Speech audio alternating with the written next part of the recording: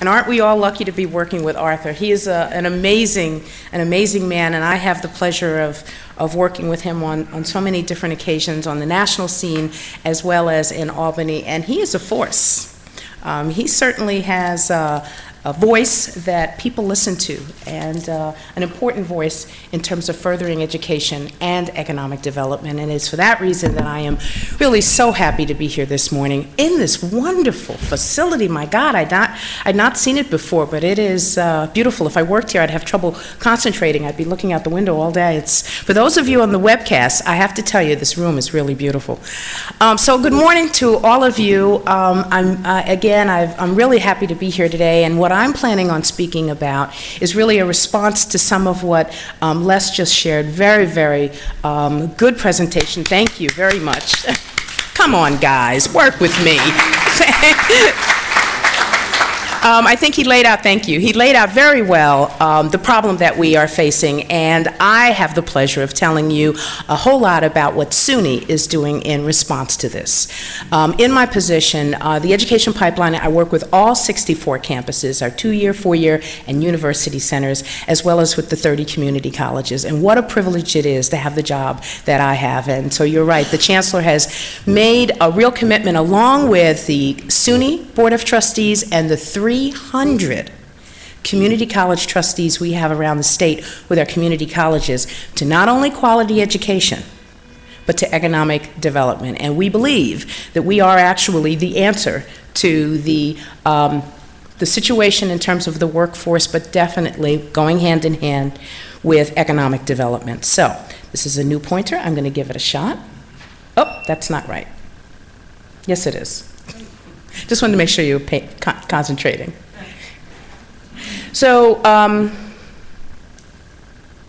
what I wanted to do, this is a quick cap, and I was told that Fred, is Fred here? I was told was the tallest man in the room, was going to tell me how my time is. Ralph. Is Ralph here? Okay, so, because if you weren't here, I could take as long as I wanted. No. So I'm going to, so you tell me when I'm about halfway through, okay? Thank you. I'm going to talk a little bit about what SUNY is doing on the national stage, a profile of our 30 community colleges, some insights as well as new developments, and also have an opportunity for questions and answers. And let me just say this, because I know we have some partners in the room. The State University of New York is committed to partnerships. That means partnerships with business and industry, with our school districts, with community groups, and with our partners in the private sector, as well as CUNY, the other part of the public sector. No one entity can do it alone. The job is much too big. We are talking about real partnerships. But today it's mostly about, for my remarks, it is mostly about what SUNY is doing and why we believe it's important, because we are hoping to have an even stronger partnership than ever before. So most of this I think you know, but I will just highlight for the purpose of this conversation. We know that at least two-thirds of the jobs now are going to require some college education. In a conversation I had with Arthur, and I have it often with business leaders, they don't just want someone that is skilled. It isn't just having someone who has the skills to do a job. They want an educated workforce, and they want an associate's degree, leading certainly to a 4-year degree and higher level degrees, but many of the jobs that are coming out are requiring a 2-year degree to start. As we look at some of the big industries, and you were certainly mentioning that, Les, I'll just give you 2 examples. Global Foundries, which is up in the Capital District near Albany. Right now they are looking for 1,800 employees. 1,800, with a projection of perhaps as many as 5,000. The majority of those jobs are going to 2-year college graduates. Yes, they are going to be hiring engineers and managers and architects and many other professions as well, but the bulk of the jobs are going to 2-year college graduates. Good, high-paying jobs. Laurentian Aerospace at the complete other end of the spectrum, which is in Plattsburgh, New York, on the border on the Canadian border. 900 brand new jobs for their company. 900 new jobs, and they're not going to find those skilled workers all in Plattsburgh, New York.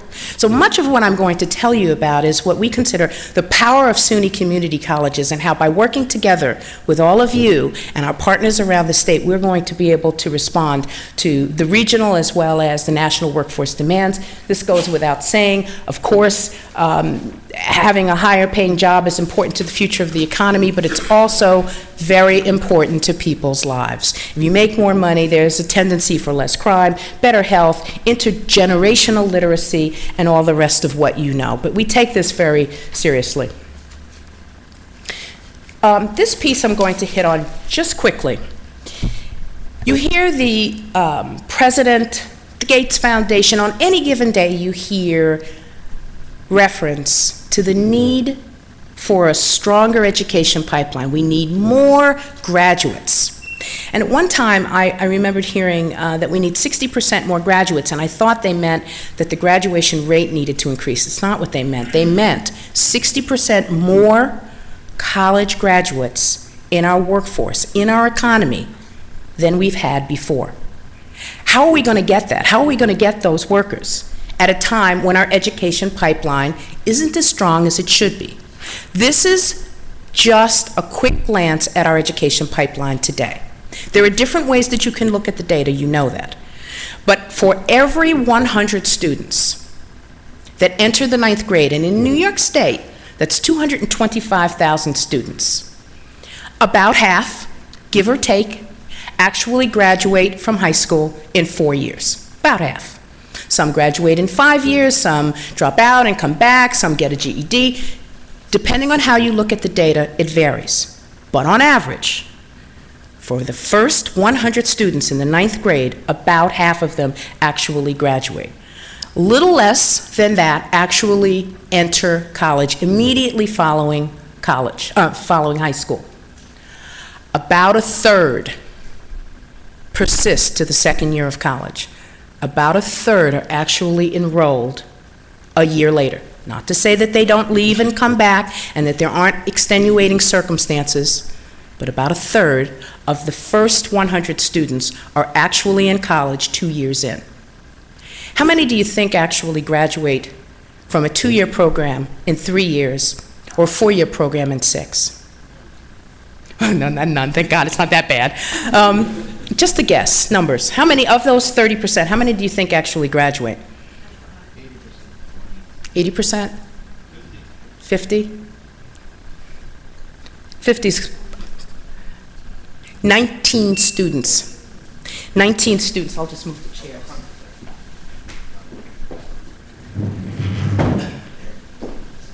19 students out of 100. You want a hand up, right? Necessary. Okay. 19 students. Again, not to say that there aren't extenuating circumstances, but that's a pretty grim number. When you're talking about 225,000 students, you're talking about 20% actually make it with a piece of paper in their hand after either 3 years or 6 years in terms of an associate's degree. Now, again, looking at having 60% more graduates in the economy, in the workforce, if we look at New York State, you know high school enrollment is going down. This is not only about students entering college and the workforce right after college, right after the workforce, right after high school, but rather, high school enrollment is going down. So what does that mean? That means that the adult population is more important than ever before. This is not only about students coming to our colleges directly after high school. So, what is the answer? If you pick up any newspaper, CNN, New York Times, Wall Street Journal, Newsday, they're talking about community colleges. Community colleges as a very, very important answer to our economic crisis. It isn't that it's the only answer, and it isn't that community colleges haven't been doing this work for years.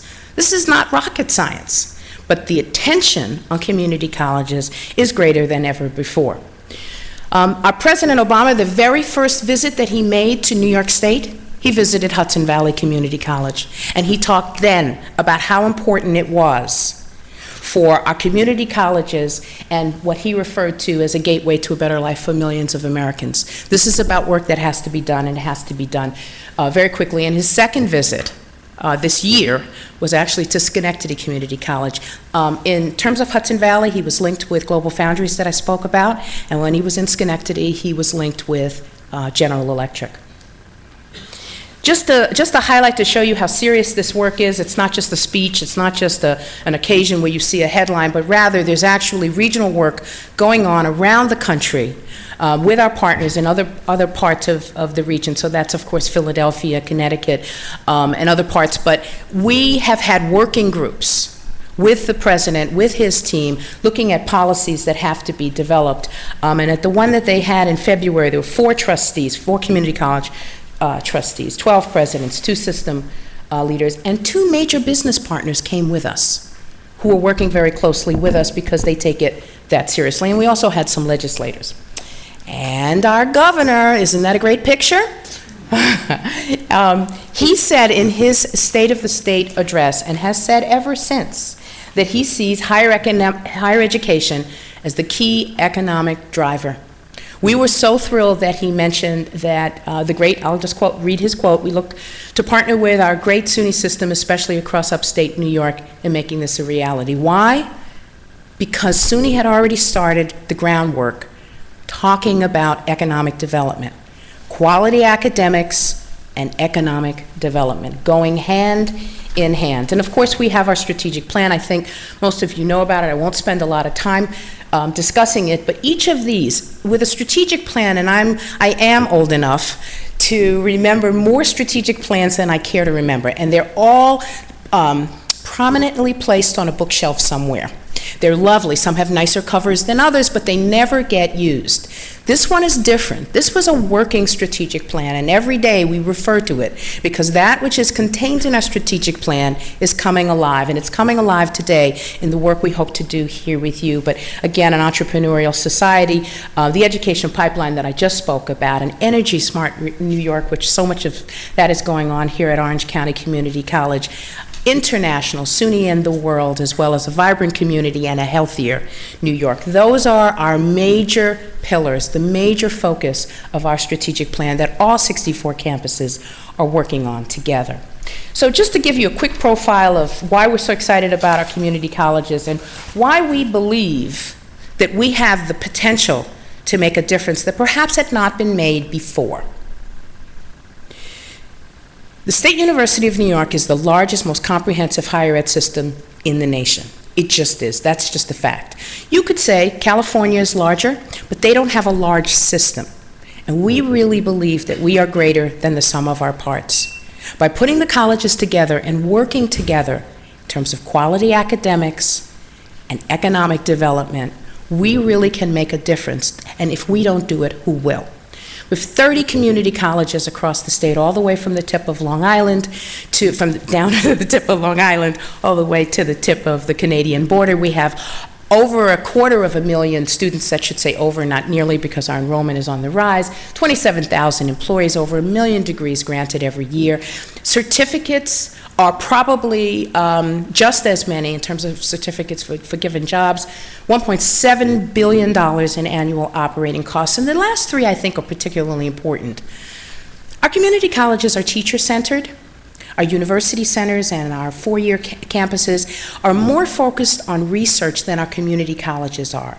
Community colleges are teacher-centered, which is sometimes very, very important to being able to respond quickly to the needs of business and industry. Community-centered. This is an example I give often, that when I go out to visit the community colleges, I see so many people who really do depend on the livelihood of the college for more than what it provides academically, but as an employer, as a vibrant part of the community and a response to economic development. And for years have partnered with business and industry. So we're not starting from scratch, we're building on a strength.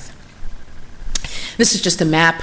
The red is just a list of all our community colleges all over the state, but you can see that they're widespread. The red are our community colleges, and those that are in black are our state ops and university centers.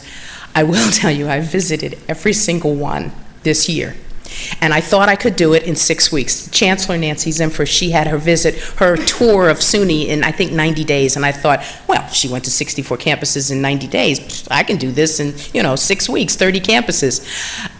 No, it took me a year. I spent a full day whenever I could, but for the most part, half days at our campuses to really understand the nature of the work that's being done day in and day out at our fine campuses, but also in partnership with faculty, in partnership with students, in partnerships with the business community, in partnership with neighboring colleges. So in Rochester, it isn't just about Monroe Community Colleges, but it's Rochester Institute of Technology. It's also about Nazareth. Really getting to understand the communities and how together we can achieve this. This isn't something I'll spend a lot of time on. Our enrollment, of course, is growing. So of course, the demands associated with increased enrollment are great, but it also means the potential is tremendous as well. Speaking specifically about some of the strategies that we're involved in with economic development, one of our strategic plans under the education pipeline, you'll see something called SUNY Works. And we already have some of the students putting together their t-shirts. This is about co-op education. Some of the students have something called SUNY Works for you. And it is about credit-worthy experiences with business and industry when students are still in school. Again, something that colleges and universities have been doing forever. We are benchmarking right now Northeastern University as well as Cincinnati University. For years they've done it in the engineering field as well as in others. But right now we're looking at it for all 64 campuses in a number of fields. It helps with retention, but it also helps with economic development. The Lumina Foundation has given us $1 million to start a planning grant, and we have 6 community colleges right now with whom we have started this work, but we will. This is about building for the whole system.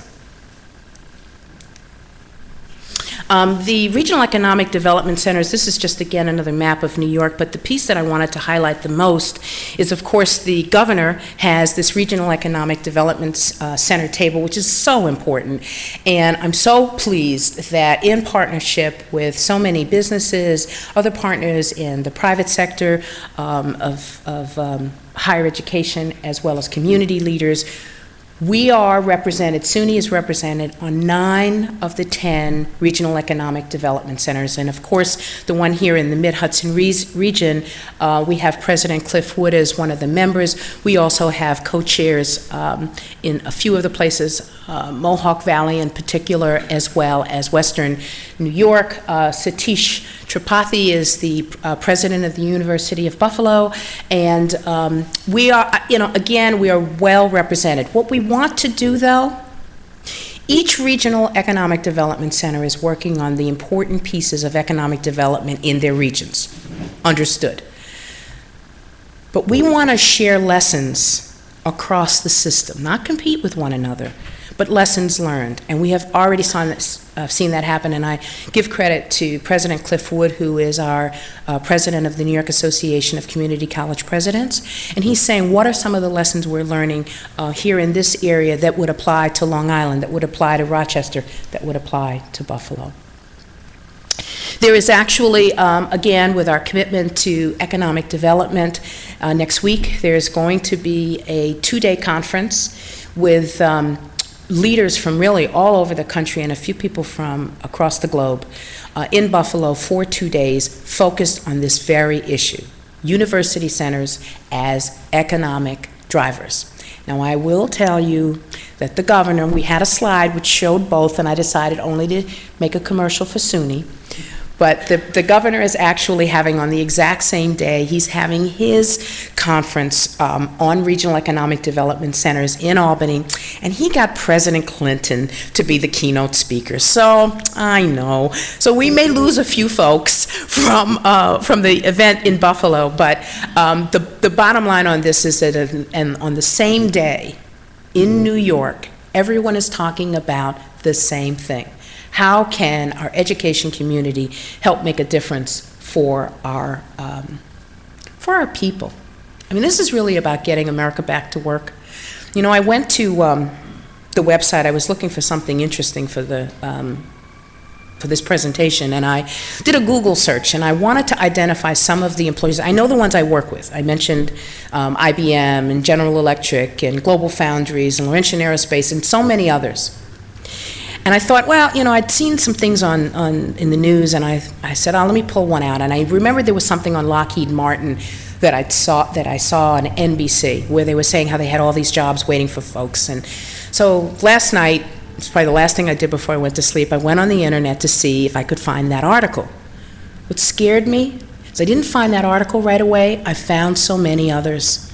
I found Caterpillar, I found Maglite, I found all these different corporations that were saying that they have jobs for skilled workers. And the heading of the NBC news article, maybe some of you saw it with Tom Brokaw, was, you need a job, get some skills. You know, and that's hard, you know, and coming from academia, for me, it's about a college education.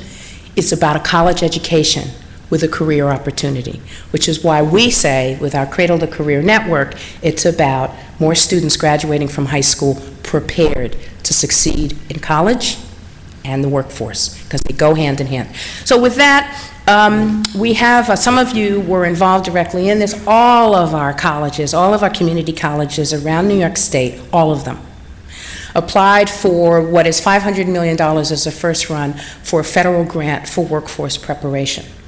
SUNY is no exception. We have, in this area, there is a consortium grant, there is another consortium grant in the Rochester area, and there's a very, very large consortium, which we call the SUNY Alliance, which has come together for $50 million of those dollars, and we have over 100 employers and partners at the table. I mentioned some of the ones you see there, but we brought in all of the major sectors, and we did something that we call a hub and spokes model, so that you can see that we brought together all of what I'm speaking about, which is not 1,000 points of light, but focused areas of concentration. We have 26 of our community colleges from around the state involved in this, and we have over 100 employers. And what we did was we focused specifically on certain industries where we believe there is the greatest job growth. So, of course, entrepreneurship, business and hospitality, renewable energy, design, aerospace, nanotechnology, healthcare, and advanced manufacturing. All of the colleges together, and I will tell you, that's hard. It is hard to get three, I'll say myself included, and let's say two of my colleagues in the community colleges, and if we were going to a conference and one evening we decided to all go to a movie, it would be hard for three of us to decide on what to see. For 30 colleges to come together towards the same goal of maximizing our resources towards workforce preparation is unprecedented. It certainly is in the SUNY system. And I'll just give you an example of how this would work. I mentioned Laurentian Aerospace before. It's a really good example. Laurentian Aerospace and its 900 jobs is working with Clinton Community College in Plattsburgh. Well, there are many aerospace facilities around New York State. Suffolk Community College has Grumman. Students could be prepared for a program at Suffolk Community College and know that if they choose, there's a job waiting for them at Laurentian Aerospace and vice versa. We're looking at Global Foundries and nanotechnology and all of the clean rooms that it requires. Every single college does not have to build a clean room. They're expensive and it's a lot of work. But if you have 3, 4, or 5 colleges with a clean room and all students have access to it or are sharing resources, coursework, everything that it would take to finish a program, including online assistance, then you have a hub and spokes model. And again, it isn't place-bound.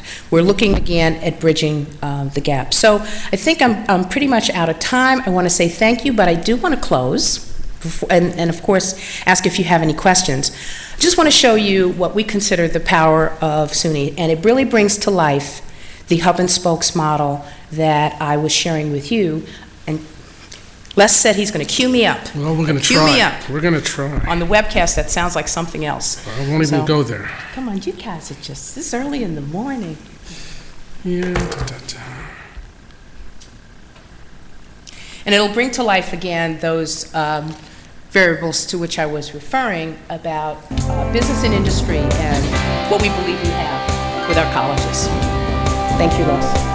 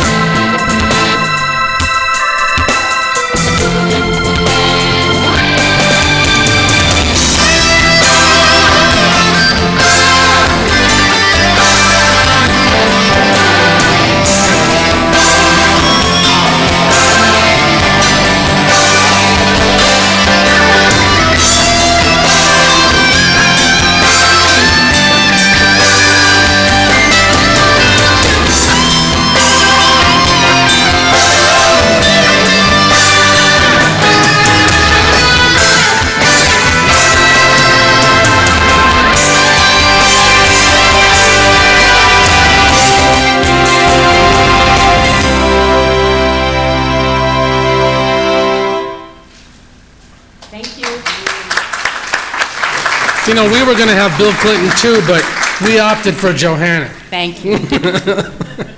Great job, Johanna. Arthur?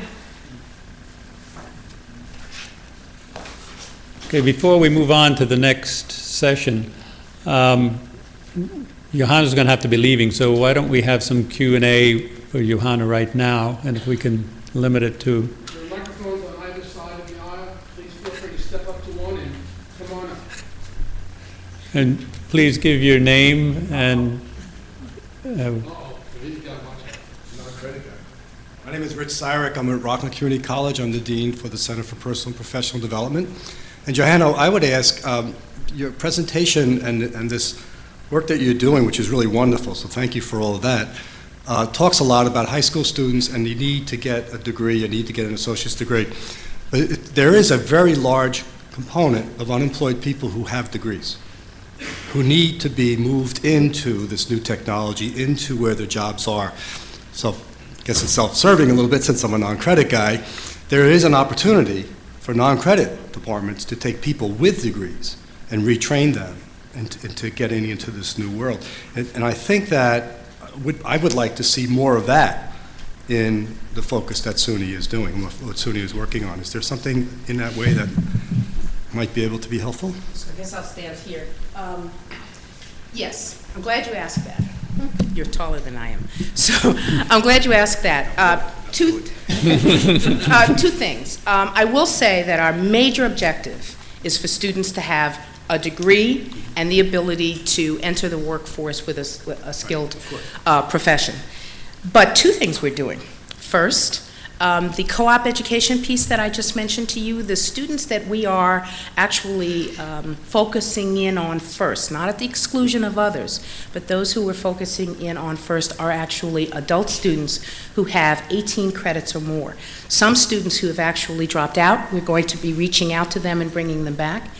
It is just so sad when you see a student who has 48 credits and was in an associate's degree program and didn't graduate. Students, there's another grant we have with the Lumina Foundation called Win-Win, and it gives us the resources to actually track these students and bring them in. So number one, it is getting to those adult students. That's really important. The second is we are working with our BOCES, as well as, and I was sharing this with some of my colleagues here in the room, as well as with our high schools. With our early college high schools, we are not just dealing, we have 24, by the way, 24 under the SUNY umbrella around the state, partnering with the privates as well as CUNY. But our early college high schools are not just for the students, but we're also working with families. So when you get a student to go back to school and you have a parent take them often you find that the parent may be interested in going back to college, and again, that's our objective. So on the non-credit end, to respond directly to your question, those are students we're targeting, but our objective is to get them a degree. Yeah, I was referring mainly to people who already have degrees who have been displaced. Yes. And what can we do to move those people from displaced market into a new skill, into something that they don't have their degree in, but they already have a degree? So the two things, one is the SUNY Works, the co-op ed piece, and the other is the grant that I was speaking about. It's also targeted for those students. Looking at reducing time to degree, especially if you have a student that already has a degree, but they're going to get training in another field. It's about reducing that time with everything from PLA to online learning and so forth. And also, by working together, we don't go through some of the issues you have with mobility. Okay, great. Thank you very much. Thank you. Any other questions? Over here. Yes, my name is Floyd Holt. I'm the president of the American Science and Technology Center, New York. We're building kind of a World's Fair, kind of a Epcot prototype to help what you're doing, restart the engine for innovation. So I think as educated people, we really appreciate what you're saying here. I'm wondering, how do we collectively address a problem in American culture now that we don't really prize education? We pay our PhDs peanuts. Our students at school are disenfranchised with the schools. They're, in quotes, if you'll pardon the expression, fat, dumb, and happy. They're texting their friends. Social media is out of control. So basically, they really don't get to you. The process is short-circuited. The high schools are really not sending them to you. You saw the graduation rates and so forth. So we're seeing all of that. I'm wondering, how do we then, as a group, restart the engine of innovation and combat our culture where we prize our actors, athletes, and rock stars, and we pay them enormous sums? How do we go against our culture and demonstrate that this is what it's going to take in the age of globalization? So my point is, how do we get the kids to be to be not disenfranchised with the schools? How do we excite them at a young age to want to go to your schools, to go to community and other colleges, and compete in the age of globalization? That's a tough question. Well, I am glad you gave me such an easy question. That's so, thank you.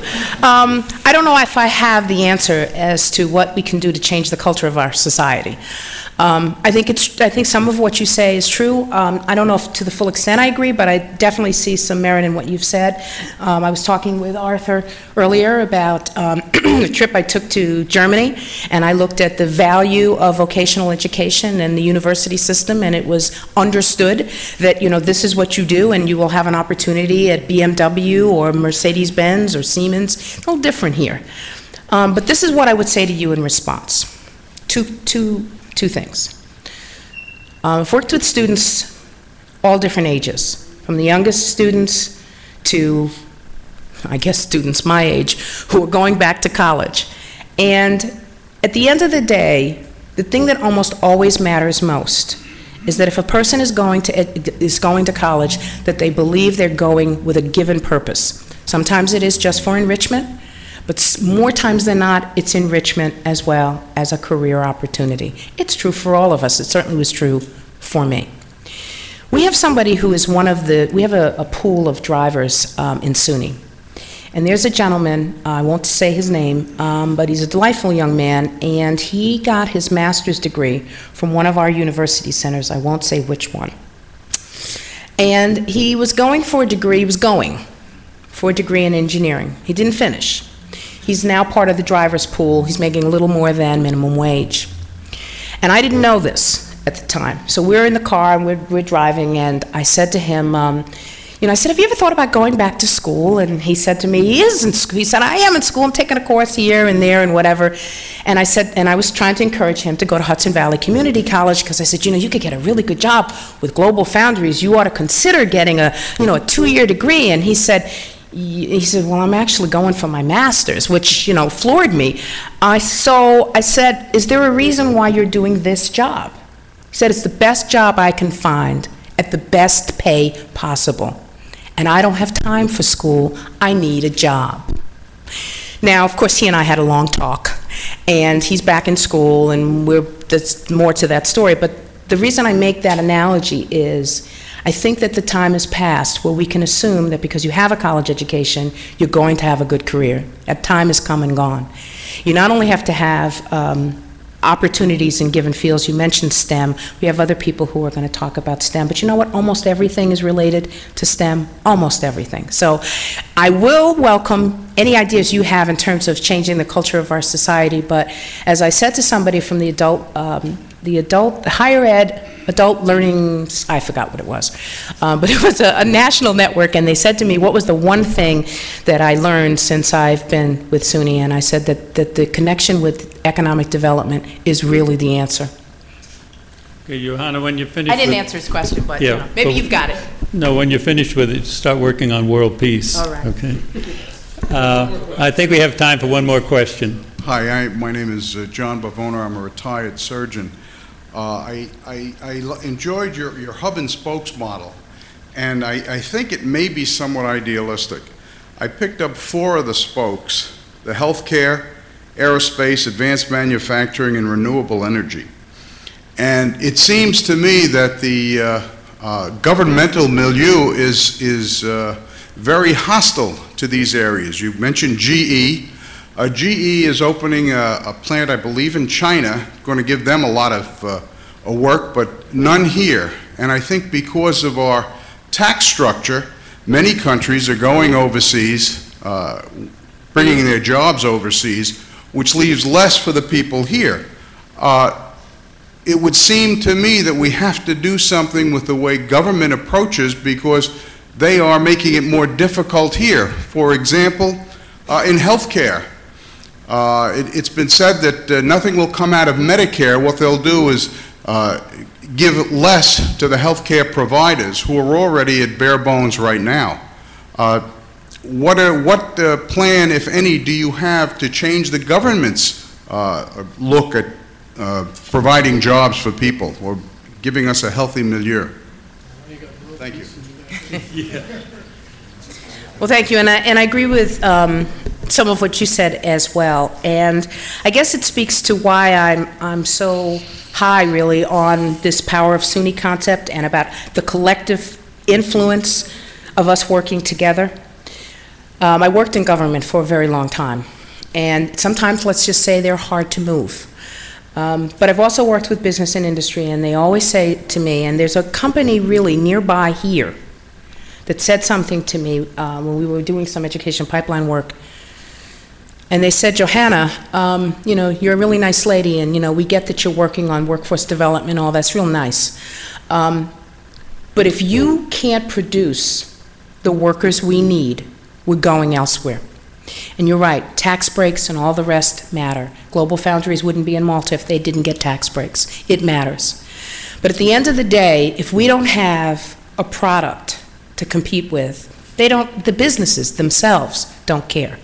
And in terms of government reform, I think our voice, if we have a plan and we're able to say, this is what we can do and this is what we need for you to do to help us.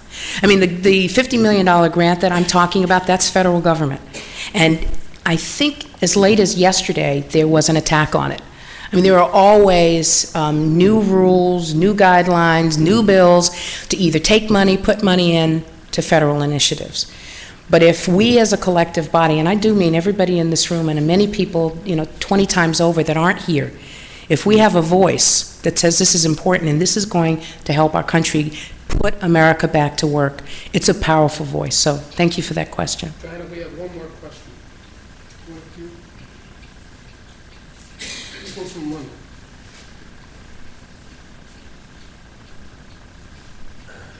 Are you Tobias? Are you Tobias? Tobias, you're up. I'm here. Go ahead. You have a question for Johanna? Good morning. Good morning. Good morning. I actually wanted to make a quick comment about the question that the gentleman from New York had earlier about how do we tie science in and get particularly the youngsters working and studying, which is probably not only a US phenomenon. It is certainly one in the Western world. I think, from my perspective, and I ought to say that I come out of a entrepreneurial investment banking background, so I have a slightly different perspective to this. So did my picture just disappear? We still hear you. We can still hear you. Go ahead. You're back. The answer lies very much in society. One of the reasons why Johanna has to have such a hard job trying to get youngsters and even older people educated is because they don't grow up with the right attitude. And that's something to do with parenting, something to do with kindergarten, something to do with transmitting values very early in life. And I don't know how many parents are sitting in the room, but you probably know that if you don't give your child the right tools by the time they're sort of 4 or 5 years old, you've already messed up half of their life. It's true. You can see some of this in what we call, or we used to call, the developing countries. Now they're called the BRICS. Very soon they will have overtaken the West. But if you take a look at India or China, how families fight for kindergarten and early school places, and how much education is valued as the greatest good. You know, they all strive very, very hard to become as educated as possible. You see exactly the opposite over here. In the West, you know, we got kids, they've got everything, they got more toys than they can even play with. They're, you know, they get mobile phones very early in life, and you know, they don't even do any sports anymore and become slightly overweight by a time that, you know, in my youth was completely unthinkable. So a lot of the answers probably lie in the way that society deals with early childhood development and early school development. And I don't know how this all works in the US. It's probably not much different to some of the countries here in Europe. But I think a lot of learning has to be done in this respect from countries in a bilateral fashion. So I think the US has to learn from Europe, we have to learn from the US, and that's really where a lot of the secrets lie. And you know, that would probably be my comment in this respect, because I perceive less and less quality coming from young people. There are a lot of young people who are very highly educated, but you know, as we see by the graduation rates, that's dropping fairly quickly. Well, thank you, Tobias. Any comments, Johanna? Just one. Thank you, Tobias, as well as for your actually collective questions, because I think that they were similar in nature. Let me just say, Tobias, the very thing that Arthur was referring to, he mentioned that I was in Portland, Oregon, and I just to start out by saying there are two ends of the spectrum, and I think your articulation of the same question was very helpful, because we are doing things. SUNY actually is. I mean, when we say commitment to the education pipeline, we're talking cradle to career. So the work that we were doing in Portland is working with school districts really on a national level. We have 8 cradle to career networks that have started in just the last year here in New York. You've all heard about the Harlem Children's Zone and Say Yes to Education. It's based on that framework, but without millions and millions of dollars. It's about having communities working together towards the same child and supporting them, but at the earliest stage, from infancy all the way through to career. And I'll just give you one example from that conference that really broke my heart. we were talking about something called Success by Six, which is working with children, working with young mothers. Because again, your families, I can be assured that most of your children, nieces, nephews, they're going to college. They have someone who supports them. We're talking about students who don't have that. So at the earliest stages, a young mother gives birth to a child, and with something called Success by Six, and all that has to happen so that you don't ruin a child's life by the time they're 5 years old. And I remembered one person having a debate at a table, and I'm probably out of time, but having a debate at the table about early childhood, and everybody knows that it's important, and Head Start is just understood, and et cetera, et cetera. And then I heard a story about a woman with whom they worked, who because of money had to put her child in a daycare center, one of those unlicensed ones, in a daycare center. And the child was strapped to a stroller all day watching TV until the mother picked her up from work. Well, if that isn't enough to say that enough isn't being done for our future society, this is a 3-year-old child. So cradle to career, all of that's being done from infancy, pre-K, middle school, and everything in between and towards career. But we also have a very impatient society. As we're talking about economic development, while we're doing things with early college high schools, while we're doing things in terms of developmental ed and all of the rest, for those who are already in the, for those who are coming into the pipeline, there are those who are already here. And so for STEM, there's something I don't want to, especially not on a webcast, but there's something very exciting that we're going to be doing at SUNY with the STEM Empire State Network. I'll just leave it with that. And working with the students that are already here that need to get there. So I just want to say something. This is obviously a very committed audience. You listened very patiently. You're here because this is something you care very much about. And I'd like to say thank you because this is hard work. No one entity can do it alone. We really need you, and I think that together we can do more. So I thank you so much for the time, the opportunity to hear from you, and I look forward to working with folks here and around the world. Very exciting to get a question from London. Thank you. Okay, let's give another round of applause for Johanna.